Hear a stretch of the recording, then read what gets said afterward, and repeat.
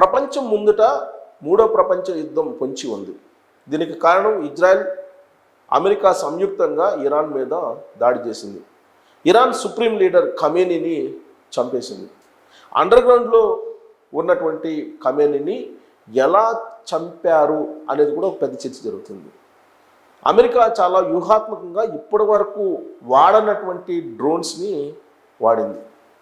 S-300 అనేటువంటి క్షిపణిని కూడా, రాడార్స్ను కూడా తప్పించి ఆ డ్రోన్స్ వెళ్ళి ఖమేనీ ఉండేటువంటి అండర్గ్రౌండ్లో ఉండేటువంటి దగ్గర దాడులు చేశాయి. దాంతో ఖమేనీ, ఆయన అల్లుడు, ఆయన కుమార్తె, ఆయన మనవరాలు అందరూ చనిపోయారు. అఫీషియల్గా ఇరానే ప్రకటించింది. ఖమేనీ చనిపోయినటువంటి ఫోటోలు అమెరికా అధ్యక్షుడు ట్రంప్కి, అలాగే ఇజ్రాయెల్ అధినేత నేతాన్యాహు కూడా పంపించారు. వాళ్ళకి ఆ ఫోటోలు అందే. దీంతో ఆ దేశాలు ధృవీకరించాయి, ఇరాన్ కూడా ధృవీకరించింది. 40 రోజుల పాటు సంతాప దినాలుగా ప్రకటించేసింది. అక్కడున్నటువంటి ప్రజలు బయటకు వచ్చి స్వేచ్ఛ వచ్చేసింది అని సంబరాలు చేసుకుంటున్నటువంటి వాళ్ళు కొందరైతే, ఇరాన్ మాత్రం అమెరికా స్థావరాలని టార్గెట్ చేసి ఇప్పుడు డ్రోన్స్ని ప్రయోగిస్తుంది, మిసైల్స్ని ప్రయోగిస్తుంది.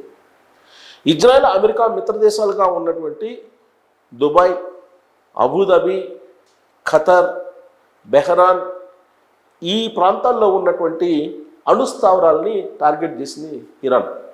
క్షిపణులని వదిలిపెడుతుంది.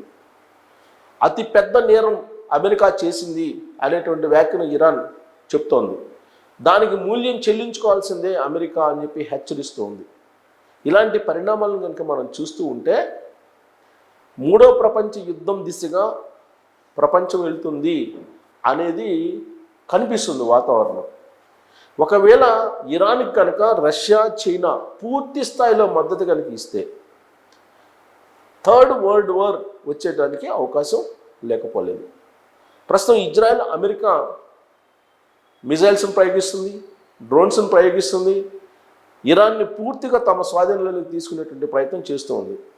అక్కడ కొత్త ప్రభుత్వాన్ని ఏర్పాటు చేసేటువంటి దిశగా ట్రంప్ ప్రయత్నాలు చేస్తూ ఉన్నారు.